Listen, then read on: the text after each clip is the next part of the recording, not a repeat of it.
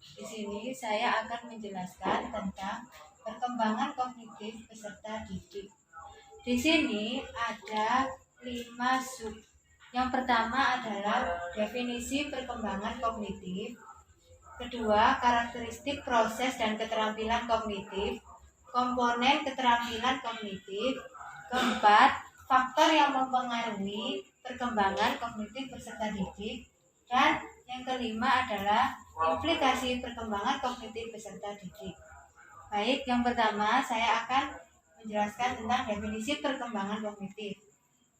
Definisi perkembangan kognitif dibagi menjadi dua, yaitu menurut Piaget dan menurut Vygotsky. Menurut Piaget,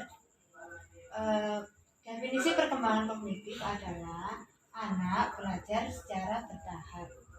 Kemudian tahapan yang dilalui anak yaitu pertama tahap sensori motorik. Apa itu tahap sensori motorik? Yaitu pada anak 0 sampai 2 tahun, yaitu terbatas pada gerak refleks contohnya. Kemudian tahap praoperasional usia 2 sampai 4 tahun. Misalnya mulainya bahasa berkembang. Kemudian tahap operasional konkret pada usia anak 7 sampai 11 tahun, yaitu anak mulai mampu menyelesaikan tugas. Kemudian yang keempat yaitu tahap operasional formal, yaitu usia 11 sampai 15 tahun, anak mulai bisa berpikir tingkat tinggi. Kemudian menurut Vygotsky, yaitu pengertiannya, konsepnya sesuai dengan sosiokultural, artinya konteks sosiokultural dan interaksi orang lain dalam proses belajar. Kemudian yang kedua adalah karakteristik proses keterampilan kognitif, yaitu terdiri dari konsep kognitif anak, yaitu terdiri dari persepsi atau tanggapan, memori, ingatan. Memori sendiri dibagi menjadi 3, yaitu sensori, jangka panjang dan jangka pendek. Kemudian ada atensi atau perhatian. Atensi terdiri dari aspek diantaranya reseptor adjustment atau penyesuaian alat indera.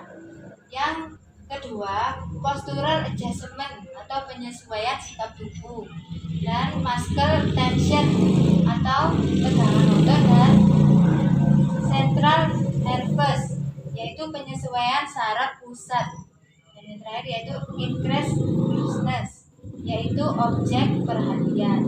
Dan yang kedua yaitu faktor yang mempengaruhi atensi, yaitu internal dan faktor eksternal.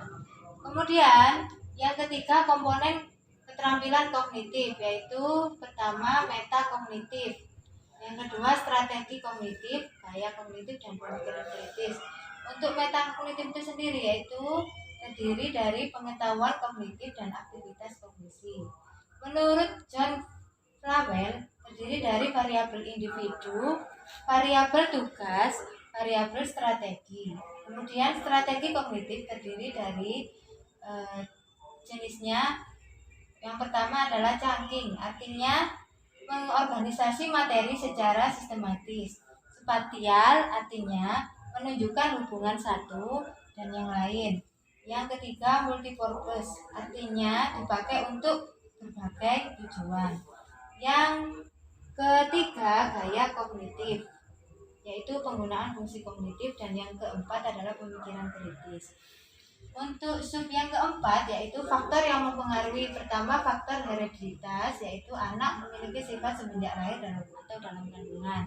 Kemudian faktor lingkungan, yaitu faktor lingkungan keluarga dan sekolah. Dan yang terakhir adalah tentang implikasi perkembangan kognitif peserta didik. Strategi yang digunakan yaitu ajak anak untuk fokus, kemudian media pembelajaran harus menarik, lingkungan fisik, kemudian hindari perilaku membingungkan, kemudian menata informasi dan melatih peserta didik.